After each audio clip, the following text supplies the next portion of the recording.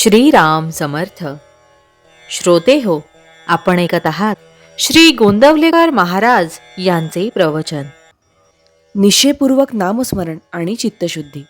मला अजून अमुक करायचे आहे ही कल्पना सोडून द्यावी. आता मी परमेश्वराचा झालो, आता मला काही करायचे राहिले नाही, अशी मनाची स्थिती झाली पाहिजे. हे परमेश्वरा, आता तुझ्याकरताच मी जगेल, तुझ्या नामस्मरणाशिवाय मला काही कर्तव्य उरले नाही, असा निश्चय केला तर मनाला समाधान झालेच पाहिजे. नामस्मरण होत नाही कारण वयामुळे मन थकले, हे म्हणणे बरोबर नाही. शरीर थकेल कारण लहानपणी वाढणे आणि वृद्धपणी थकत जाणे हा शरीराचा निसर्ग क्रमच आहे. परंतु मन थकले हे मात्र संयुक्तिक नाही. मन हा परमेश्वराचा अंश आहे, असे आपल्या दिव्य विभूती सांगताना भगवंतांनी सांगितले आहे. मनाची अत्यंत क्षीणतेची अवस्था म्हणजे मृत्यूसमयीची. परंतु त्या समयीही माझे स्मरण ठेवावे असे भगवंतांनी सांगितले असताना त्यापूर्वी केव्हाही मन थकले आणि स्मरण करू शकत नाही असे होणे शक्य नाही. पूर्वी 6-6 तास बसून जप केलेला असेल तितकं आता होत नसेल, तितके बसवणार नाही. मध्ये मध्ये झोप लागत असेल हे मान्य आहे, पण स्मरण राहू शकत नाही असे नाही होणार. मन थकले ही खरी अडचण नसून मनाचा इतर व्याप फार आहे हे खरे कारण आहे. तेव्हा सर्व व्यापातून आणि काळजीतून लक्ष काढून ते भगवंताकडे लावणे जरूर आहे. पैसा अडका, प्रपंचातल्या सर्व गोष्टी यांचा मनाने त्याग करावा. असा त्याग केला तर कार्यभाग निश्चित होतो हे मी खात्रीने सांगेन. पैशाची वासना आणि लौकिकाची लालसा माणसाला भगवंतापासून दूर नेतात. त्यांच्या तावडीत सापडता कामा नये. लोकेशणा आणि धनेच्छा या दोन्ही गोष्टींचा संबंध प्रपंचात वावरत असताना येणारच. तो टाळता येणे कठीण आहे.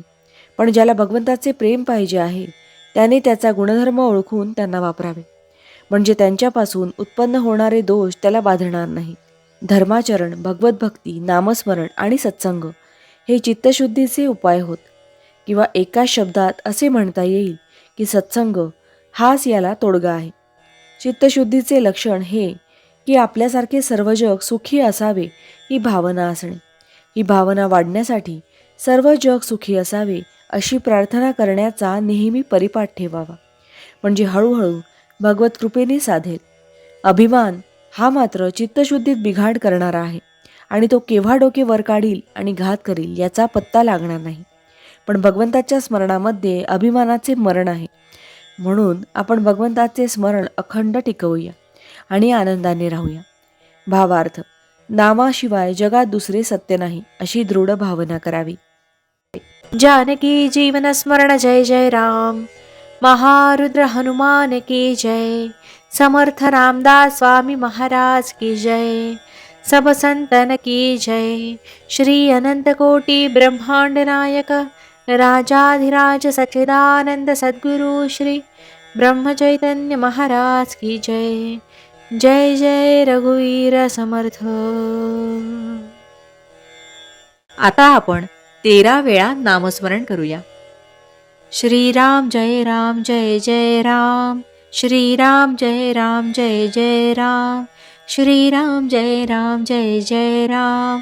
श्रीराम जय राम जय जय राम. श्रीराम जय राम जय जय राम. श्रीराम जय राम जय जय राम. श्रीराम जय राम जय जय राम. श्रीराम जय राम जय जय राम. श्रीराम जय राम जय जय राम. श्रीराम जय राम जय जय राम. श्रीराम जय राम जय जय राम. श्रीराम जय राम जय जय राम. श्रीराम जय राम जय जय राम. जय श्रीराम.